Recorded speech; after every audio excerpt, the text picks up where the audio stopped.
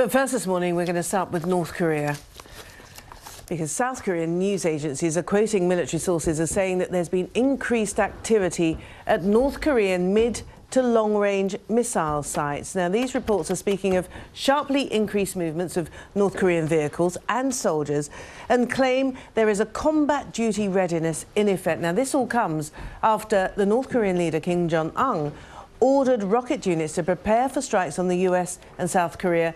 This in response to the US flying B-2 stealth bombers over South Korea as part of a military drill. Let's get the very latest from the BBC's Lucy Williamson, who's in the South Korean capital, Seoul. And Lucy, rhetoric has been building steadily, hasn't it, over the last week or so. At what stage would you say we're at now?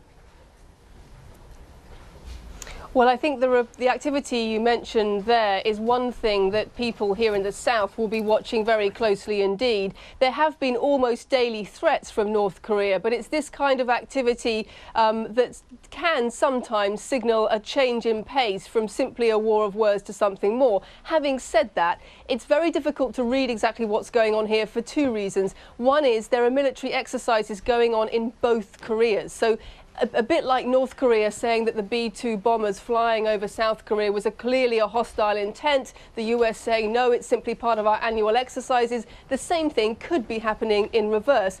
The second reason it's difficult sometimes to work out what's going on is brinkmanship. And we've had very, very strong threats coming from North Korea, pretty strong threats coming from South Korea as well about what they will do if North Korea attacks. So this kind of situation can be very difficult to read. But what started this most recent chain of events was that unanimous resolution passed at the United Nations Security Council, which imposed a new round of sanctions, even tougher sanctions, on North Korea's leadership.